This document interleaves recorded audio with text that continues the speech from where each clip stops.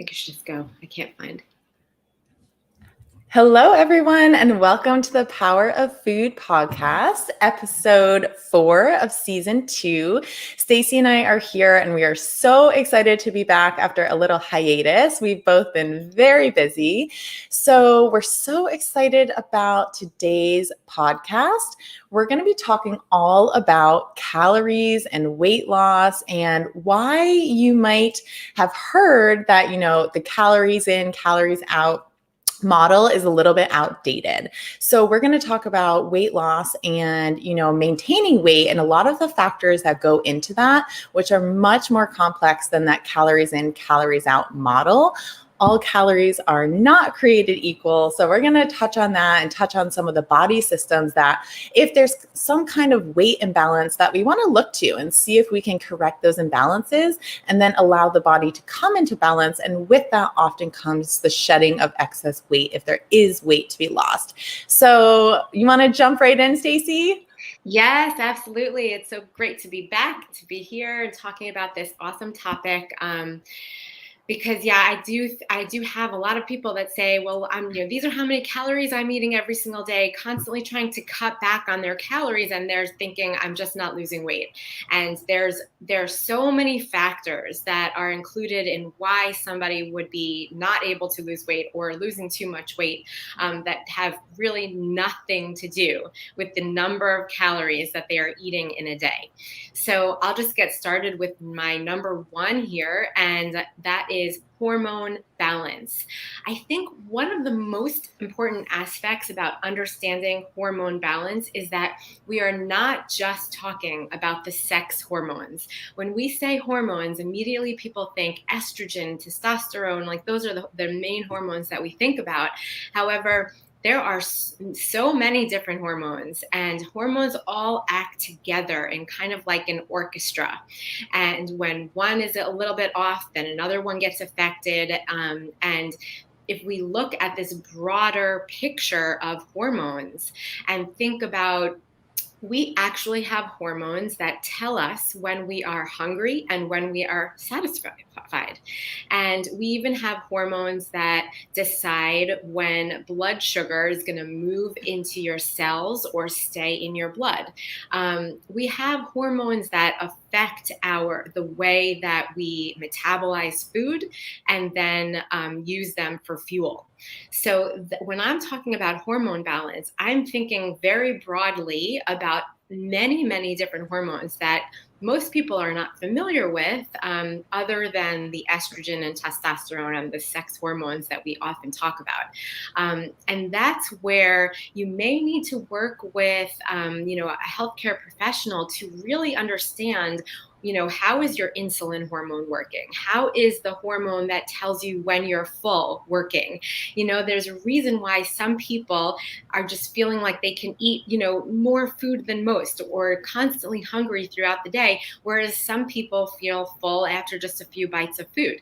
And those are the hormones that we have to look at and make sure that they are working efficiently and all in this combined balance in order to understand, that your metabolism is working efficiently and you are eating when you're hungry and stopping when you're full and being able to get through several hours in between meals without even eating at all. All of those are things that rely on a healthy hormone balance. So that's something to really investigate that is has nothing to do with the number of calories that you eat. It's whether or not your body actually knows how to use those calories to burn, fat for fuel and metabolize everything appropriately. Yeah, I love that description, and especially the hormones acting like an orchestra or a symphony.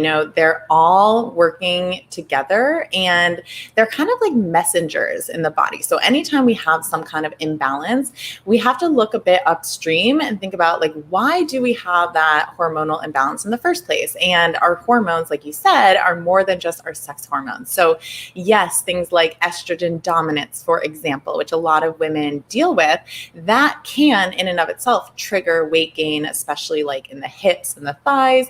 It can slow metabolism. So it makes it even harder to lose weight, even if, someone's cutting calories and working out more, and that might be, just contributing to their problem. So definitely looking at the sex hormones is helpful, especially like testosterone, DHEA. Sometimes if women have lower levels, it can be hard to maintain muscle mass, which we'll talk about in a bit. Also why for men who typically have higher levels of those male, quote, sex hormones, women and men have them, it can be a bit easier for them in general to shed excess pounds. And the other one I just wanted to mention, which I see so often, is cortisol. So cortisol is our stress hormone. So many people come to me so stressed out, right? Like we live in a stressful society. Everyone's always stressed out all the time. And cortisol can really trigger erratic blood sugar, high insulin levels, all of which can increase your fat storage, especially in your abdomen. So if you're someone who carries a lot of excess weight in your abdomen and you're hyper stressed out all the time, that could be in part why.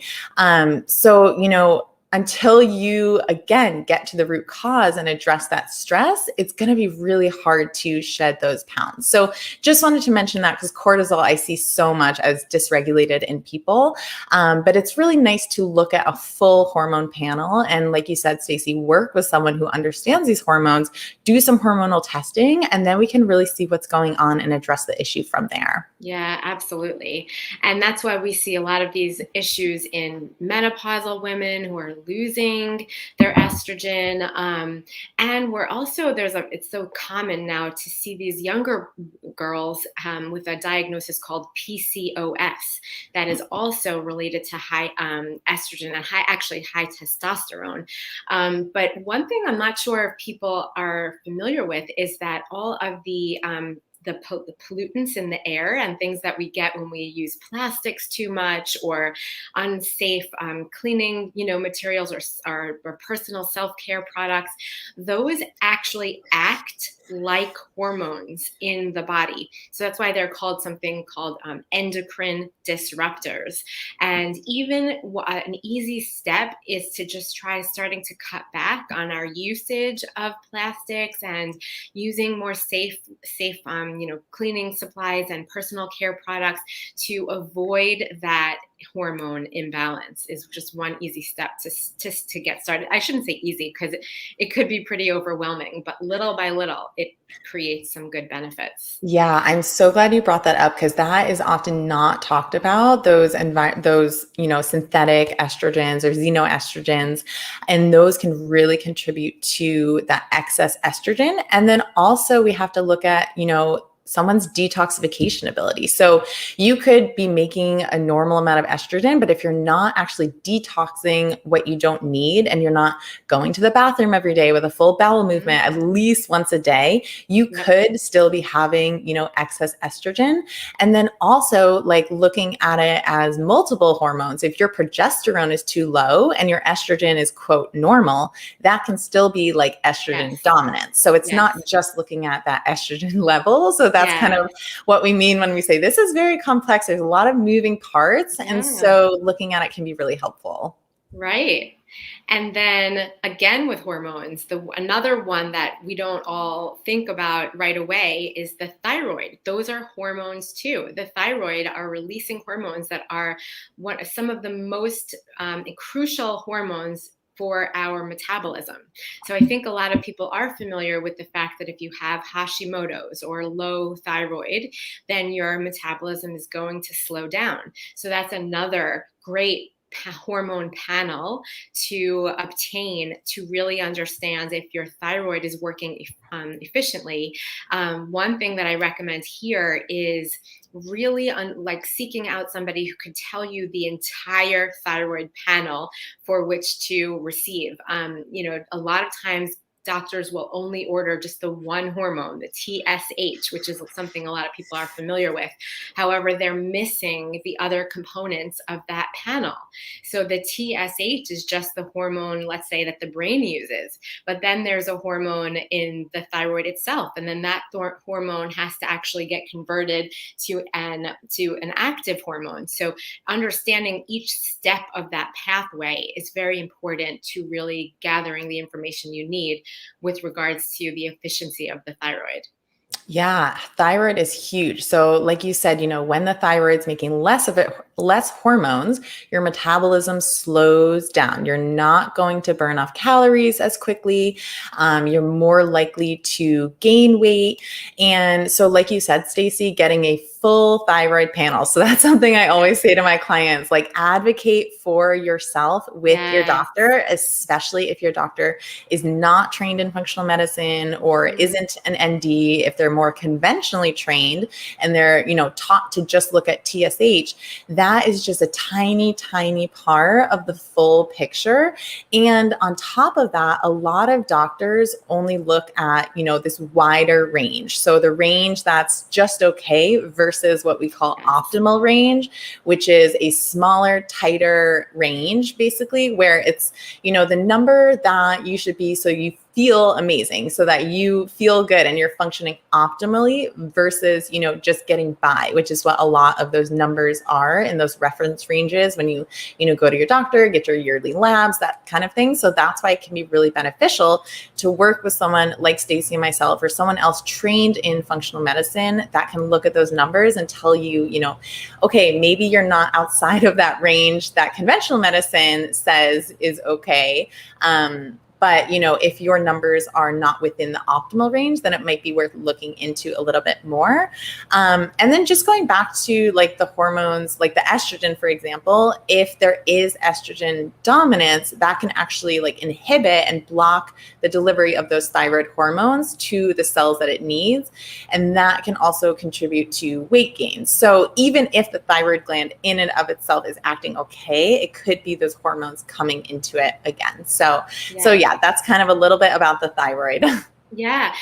One thing I was thinking about while you were talking is how important it is for us to listen to our bodies.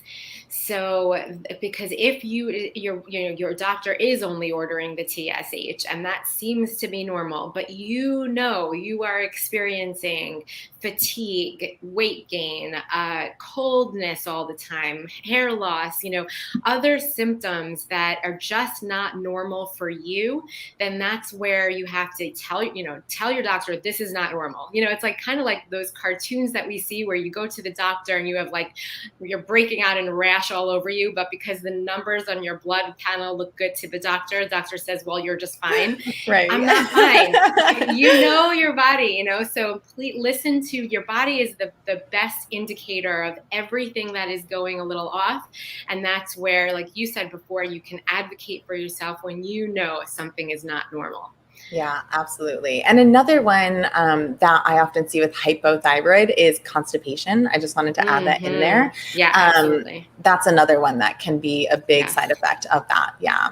So genetics can also play a role. So our genetics, it's not everything, right? So our environment has a large, large role. But genetics do play a small part in, how we gain weight, where we store weight, our metabolism, all of these things. So even going as far back as like, what your mom ate, when she was growing up and what she ate when you were in her belly, like all of that can play a role into what your metabolism is, how you gain weight later in your life. So again, looking upstream can be really important. So genetics plays a large role as well. Yeah, absolutely. We actually have genes that decide how many calories we are going to burn when we are at rest and how many calories we are going to burn when we exercise. Some people burn almost nothing even when they're exercising. So that's what learning about your genetics, if you have the type of genetics that there's a little bit of a slower burn of calories, either while you're at rest or even when you're at exercise, we can start to learn what we need to do, what sort of extra vitamins you might need to take in order to speed up that process, in order to make your metabolism go a little more efficiently while you're exercising. There are some people with the genetics to say that you're going to burn more calories when you do endurance exercise versus another person whose genes say no, you're going to burn more calories when you're lifting weights. So that alone, that kind of insight into your body is especially healthy or helpful when figuring out, well, what do I need to do to make this more efficient? Some people just need a little more recovery in between their exercising, and that's something that shows in our genes. Even the things that I was talking about before about the hormones that either tell us when we're satisfied or tell us when we're hungry. Some people genetically have the hormones that will just make you hungry all the time versus the genes that say, no, you're going to feel full all the time. So it's very helpful to understand what genetics you have and then figure out, and usually where I know we're able to do this is understand maybe you just need a little more B6, like the vitamin B6 in order to make your metabolism move a little faster or in order to make you feel full more often. And all of that is related to the genetics. Yeah, I love genetics too because it just goes against the one size fits all model that so often people try to simplify nutrition and simplify health and try to say, well, everyone should be eating this way or everyone should be taking this supplement. And it's just so wrong. Yes. So really diving deep into your genetics, figuring out your unique individualized needs and going from there can be really helpful. So love looking at genetics, especially when we're talking about weight gain, weight loss, because people can get so frustrated, right? They see like their friend, their neighbor doing this thing, they do the same thing and they don't get the results and they're like, why? And it's not willpower. It's not that you're not like doing enough. There's so many different factors, which is why I'm so glad we're talking about this. So yeah, genetics is super interesting. Another one is inflammation. So this is a big one. Many people deal with chronic underlying inflammation, and weight gain is associated with inflammation in the body. So fat cells actually secrete inflammatory molecules in the body. Inflammation can also contribute to insulin resistance. So we talked a little bit about insulin. Insulin is released when blood glucose rises. So that can lead to weight gain. And then it's kind of a vicious cycle, right? Because weight gain causes more insulin resistance and insulin resistance leads to more weight gain. So it's really important to get that blood sugar regulated so we're not, contributing to that inflammation and that insulin resistance. Interestingly, leptin, which Stacy talked about earlier, which is the hormone that makes us feel full, right? So that's the hormone where you eat a meal, you're like, okay, I feel good, I'm satisfied, I don't need to keep eating, I don't overeat. Inflammation can actually interfere with your body's response to leptin, which is really interesting. So again, like if your brain isn't receiving that signal, then you might be eating more than you really need to. So that can definitely be a driver of weight gain for people. And lastly, just inflammation in and of itself makes the body stressed and irritated, right? It's not a pleasant thing for your body to be inflamed. We don't want to have chronic inflammation. Of course, acute inflammation saves us, saves our butt, whatever. But like chronic, which a lot of people are dealing with, the body is not going to be focused on losing weight, right? It's going to be focused on surviving and healing and getting over that inflammation versus, burning off that 10 pounds that you're trying to get off. So to lose weight, you really need to think about how do we reduce that inflammation? What are the irritants? Like what's happening and what can we do to help bring the body back into balance, back to kind of like quote normal? Yeah, absolutely. Yeah, it's like, inflammation is a serious threat to the body. So that is the body's number one priority. When there is inflammation, whether it's from an infection or an injury or eating the wrong diet or having some nutrient insufficiencies, all of those things can cause inflammation. And when your body is threatened by inflammation, that is the top priority. And it basically says, we're going to store all these calories as fat because right now we are focused on this much more scary threat that we are dealing with. The other thing is that it puts our body in a state of fight or flight. And that's exactly like when you were saying before, cortisol does the same thing. It puts your body into this state of fight or flight. And when your body is in the phase of fight or flight, it cannot be in the state of rest and digest. So that's where we have to start shifting our body into rest and digest before and during and after our meals or before we go to sleep, because we need to make sure our body is focused on digestion in order for metabolism to work efficiently. So absolutely reducing inflammation, promoting a state of rest and digest are all really important if we want to be able, our bodies to be able to use calories for fuel instead of being stored for fat. Yeah, absolutely. So the next one that we wanted to touch on is lean body mass. So lean body mass is super important for increasing metabolism, burning fat, especially at a rested state. So we're not saying, work out all the time, but when you have more muscle mass, your natural metabolism is just going to be higher and you're going to naturally burn more fat. So again, I kind of mentioned this before, but if we're looking at men versus women, men typically have an easier time staying lean, losing weight. They just have more muscle. So both sexes have those hormones, but men typically have more DHEA, more testosterone, which again helps with that muscle mass. But then, like as you see men aging and those hormones dropping, especially in the presence of high stress, which often happens, that's when those hormones can that metabolism can kind of nosedive and you can kind of start to put on weight a little bit more. You're like, well, where was my body? Where's my 20-year-old body or whatever it is? And so just keeping an eye on that. And so doing consistent weight training is really important. So doing that, not just the cardio. A lot of people think like, oh, cardio, burn fat. And yes, it can be important. But, if you have high cortisol, that's a whole nother thing. And cardio might not be the best thing for you. But weight training, resistance training, at least 3 times a week is really great for helping to boost metabolism, help with that lean body mass, and therefore, maintain or lose weight if you have weight that needs to be lost. Yeah. And I especially want to emphasize this for postmenopausal women. Yes. Because that's when we really start our ability to keep muscle mass on at that point, it becomes harder and harder because of our changes in hormones. And then the other part to this is how important that lean body mass is for bone health as well. Mm-hmm. So just trying to keep our bone and our metabolism moving at an efficient pace, that's super important at that point.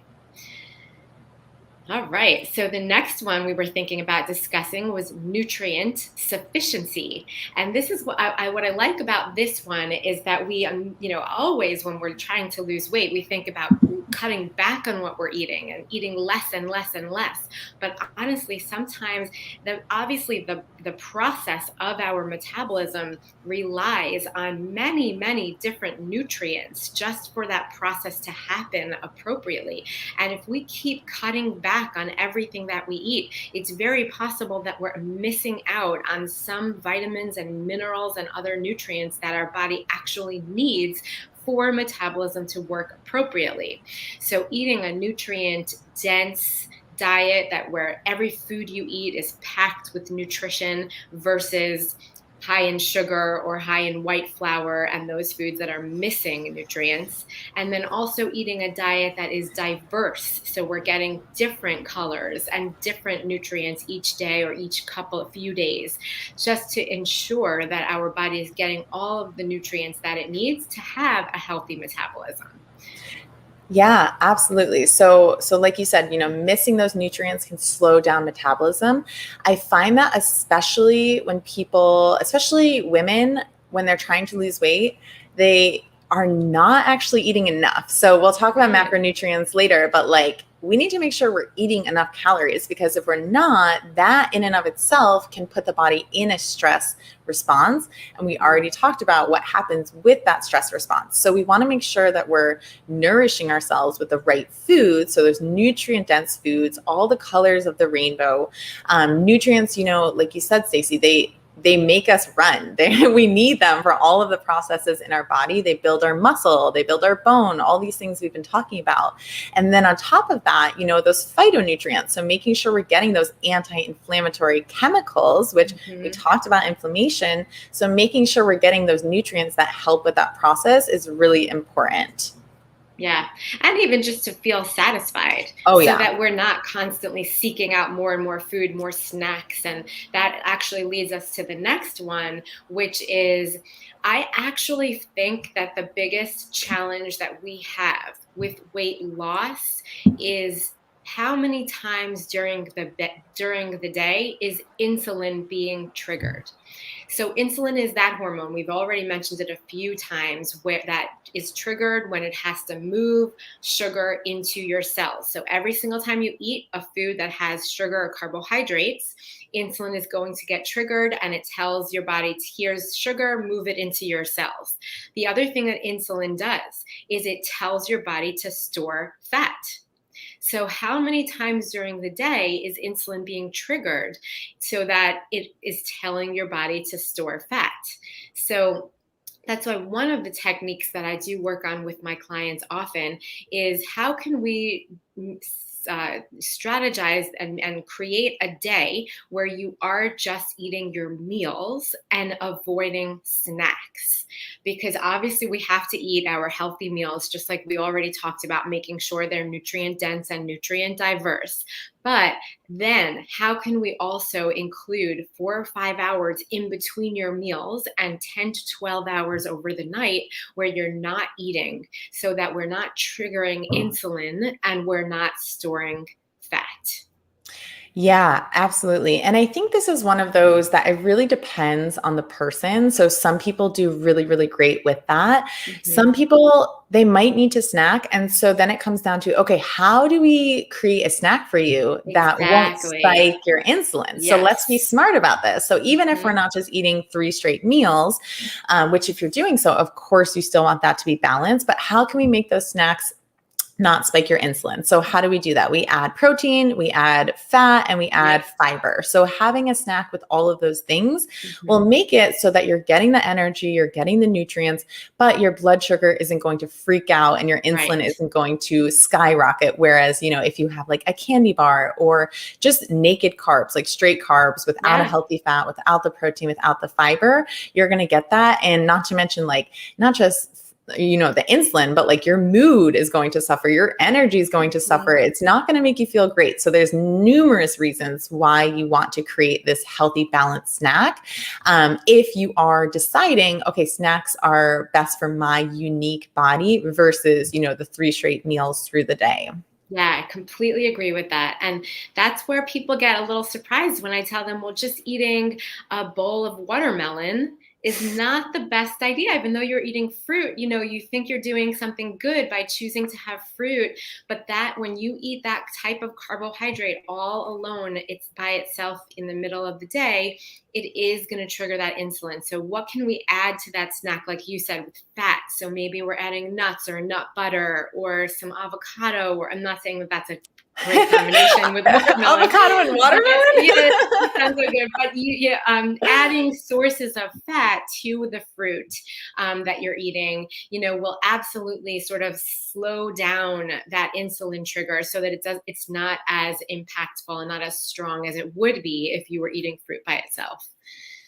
Yeah, absolutely. So, our last one that we wanted to touch on are macronutrient ratios. So, for those of you who don't know what macronutrients are, it's just your fat, your protein, your carbs. So, really simple. But these ratios, it really depends on you and your unique body, what they should be. So, some people do better with a higher fat diet and lower carbohydrate diet and moderate protein. Other people might actually do well with a high carb diet, lower fat, moderate protein. So it really depends. And this is where the genetics can be really interesting and insightful and help you figure out, okay, what should my ratios be? It's very likely that if you're eating, a standard American diet, you're probably eating too many carbohydrates. But I just want to be cautious because right now, carbs are like evil. It is like the consensus among the loudest screaming nutrition people. Like everyone's into keto and high fat, low carb. And not to say that can't work for people, but it definitely does not work for everyone. So finding the macronutrient ratio that works for you and your unique body can be really helpful. So anything you want to add to that, Stacy? Yeah, no, you're spot on. I think ketogenic diet is like all the rage. It's everywhere. Even checking out at the grocery store, it's like keto on all the magazines. I'm like, oh my goodness. Yes. But it's like you said, it's not for everyone. It really is not going to work. I mean, pay attention to your body, because if you've been doing it for a month and a half and you don't feel good and you have no energy, then, rather than just continuously trying to change something, I know on social media, there's like, well, do this. Like, everyone has a reason or an answer why it's not working for you. But the answer could be that it is not the right diet for you. And I would say stop trying at that point. Also, find out what test your blood levels of cholesterol, your triglycerides, your blood sugar and insulin, because when those numbers are going off because you're on the ketogenic diet, that's another sign that this is just not working for you. My last point with regards to either playing around with macronutrients or, going to one of these sort of extreme diets like ketogenic or even veganism, is that you could make any of these diets healthy, or you could make them very unhealthy. So someone will be on a vegan diet and they'll be living on just pasta. I know. I call it junk food. Healthy. Junk food vegan. Right. And then there's this thing called the dirty ketogenic diet or something, where it's like, you choose the most highly saturated fats of all, and you don't eat any fiber at all. And it's so please be careful about where you're getting this type of information and who you're listening to. And remember that, just as we've already talked about, you are a very unique person, and what works for other people may not work for you. Yeah, I'm so glad you brought that up, because even with the gluten-free thing, like a lot of times people are like, oh, it's gluten-free, so it's healthy. And it's this hyper-processed thing, which probably will spike your insulin more than the gluten-containing one. So it's just, you really have to kind of put all of those aside, those food marketing things that you hear, and just educate yourself, work with someone who knows what they're talking about, all of that, versus just, going on a fad diet and assuming it's healthy. So helping to figure out, what works best for you in a healthy, balanced way. Awesome. Yeah, I totally agree with that. And I think that was a really great list of all the underlying reasons why calories in, calories out is just not the only answer to losing weight. I wanted to play our intro at the end because I had a technical issue before, but just so that you guys hear our names and kind of know where you can find us. But we're excited about, continuing this podcast, and check us out on social media and our websites. I am Stacy Seslowski at healfromfood.com. And do you want to let people know where you are? Yeah, and I am Leah Grace Barrick at gracefunctionalnutrition.com. Awesome. Bye, everybody. Bye. Welcome to the Power of Food podcast. We are so excited to bring you evidence-based nutrition information focusing on addressing the root cause for imbalance. Food has the power to help you achieve lifelong optimal health without the side effects of prescription medication. Subscribe on Apple Podcasts, Spotify, or any other podcast platform. I am Stacy Seslowski, functional nutrition registered dietitian. And I am Leah Grace Barrick, functional nutritionist.